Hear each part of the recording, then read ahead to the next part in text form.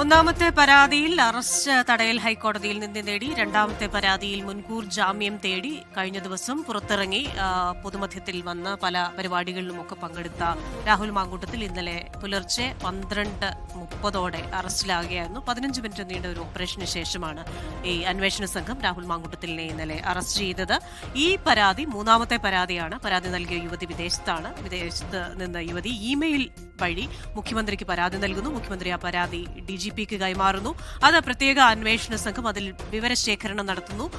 വിദേശത്ത് നിന്ന് video conference വഴി യുവതിയിൽ നിന്ന് മൊഴിയെടുക്കുന്നു. ഇന്ന് രാത്രിയോടുകൂടെ ഈ യുവതി നാട്ടിലെത്തും. എത്തിയാലുടനെ തന്നെ 164 രഹസ്യമൊഴി രേഖപ്പെടുത്തും.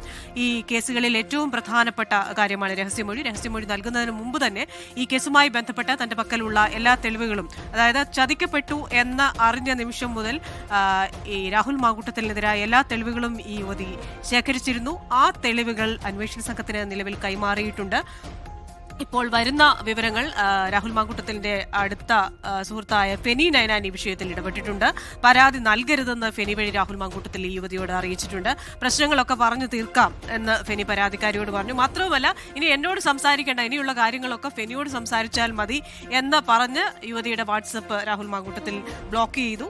അതുപോലെ തന്നെ പണവും വിലപിടിപ്പുള്ള സമ്മാനങ്ങളും കൈമാറി, ഫോൺ ഉൾപ്പെടെയുള്ള സമ്മാനങ്ങൾ കൈമാറിയെന്നാണ് നമുക്കറിയാൻ സാധിക്കുന്നത്. ഈ പണം കൈമാറിയതിൻ്റെയൊക്കെ തെളിവുകൾ. അപ്പോൾ സാമ്പത്തിക ചൂഷണം കൂടി ഈ കേസിൽ വളരെ പ്രസക്തമായി മാറുകയാണ്. വിഷ്ണു സുരേഷാണ് ചേരുന്നത് പത്തനംതിട്ട AR ക്യാമ്പിൽ നിന്ന്. വിഷ്ണു, പത്തനംതിട്ട AR ക്യാമ്പിന് മുന്നിൽ നിന്ന് നൽകാനുള്ള വിവരങ്ങൾ എന്തൊക്കെയാണ്?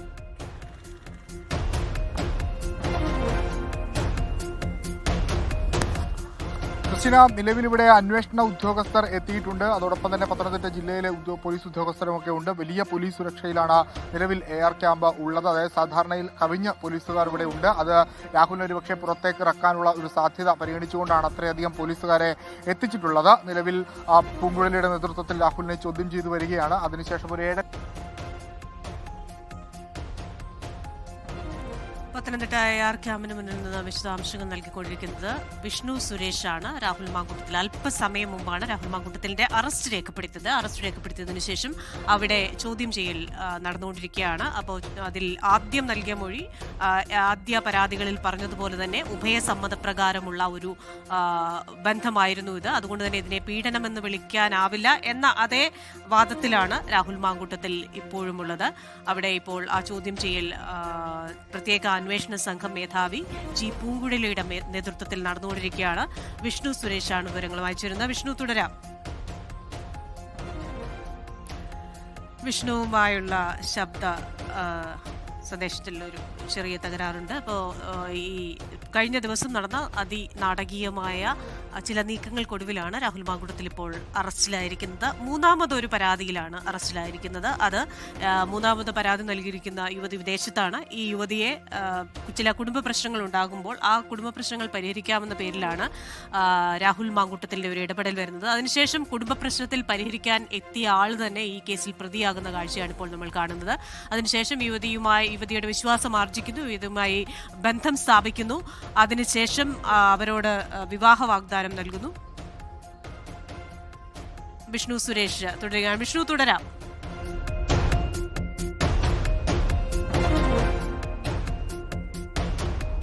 നേരത്തെ രാഹുലിനെതിരെ ഉയർന്നു വന്ന കേസുകൾ പോലെയല്ല ഈ കേസ് എന്ന കാര്യത്തിൽ ഒരു തർക്കവുമില്ല. കാരണം ആദ്യത്തെ കേസിൽ തെളിവുകൾക്ക്, ഭ്രൂണഹത്യക്ക് അടക്കമുള്ള തെളിവുകൾ ശേഖരിക്കുന്നതിന് അന്വേഷണ സംഘത്തിന് വലിയ പരിമിതികൾ ഉണ്ടായിരുന്നു.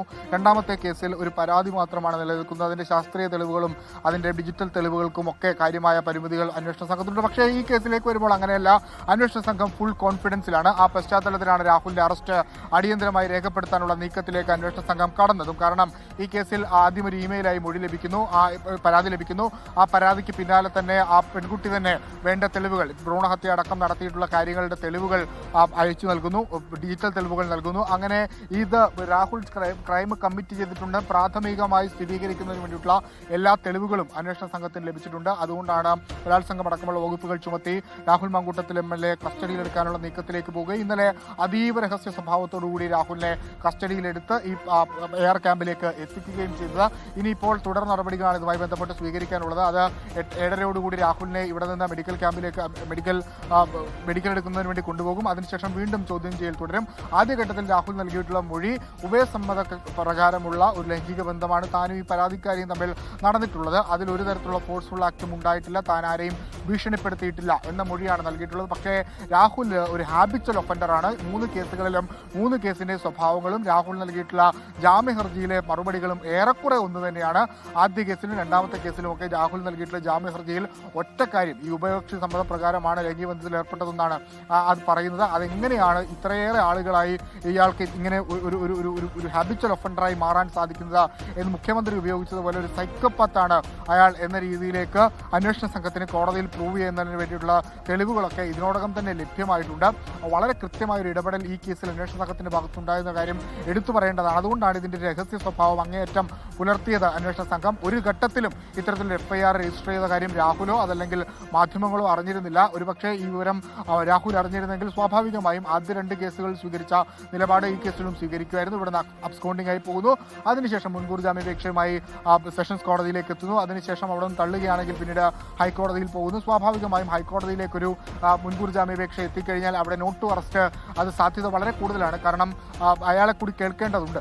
അതുകൊണ്ട് അത്തരത്തിൽ ഒരു നടപടിയിലേക്ക് ഹൈക്കോടതി പോയി നോട്ട് ടു അറസ്റ്റ് ഒക്കെ ലഭ്യമാകാനുള്ള സാധ്യതയുണ്ട് ആദ്യത്തെ കേസുകൾ. പക്ഷേ ആ സാധ്യതകളൊക്കെ ഒഴിവാക്കുന്നതിന് വേണ്ടിയാണ് ഈ അങ്ങേയറ്റം ഈ FIR ഒരു രഹസ്യ സ്വഭാവത്തിൽ ഇത്തരത്തിലൊരു കേസ് എടുത്തിട്ടുണ്ട് എന്ന കാര്യം തന്നെ അങ്ങേയറ്റം മറച്ചു വെച്ചുകൊണ്ട് അന്വേഷണ സംഘം മുന്നോട്ട് പോയത്.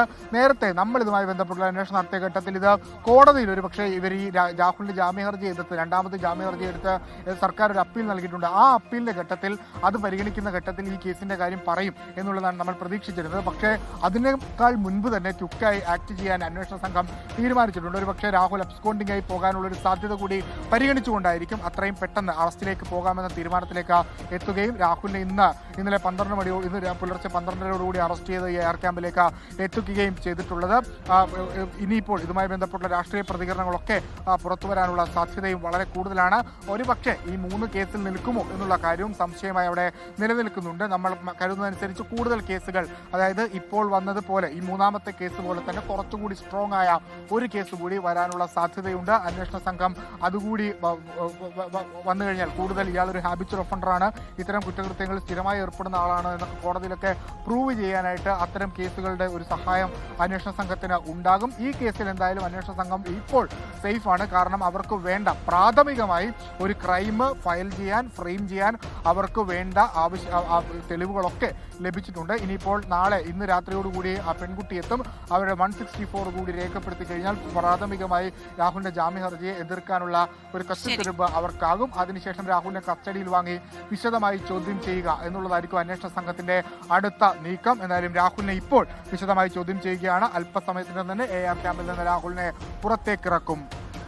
ക്രിസ്റ്റീന, ലോകത്തെവിടെയായാലും ഏത് സമയത്തും 24 വാർത്തകളും ഓഗ്മെന്റഡ് റിയാലിറ്റി പാക്കേജുകളും എക്സ്പ്ലെയിനറുകളും വിശദമായി കാണാൻ ഞങ്ങളുടെ YouTube ചാനൽ നിങ്ങൾക്ക് സബ്സ്ക്രൈബ് ചെയ്യാം.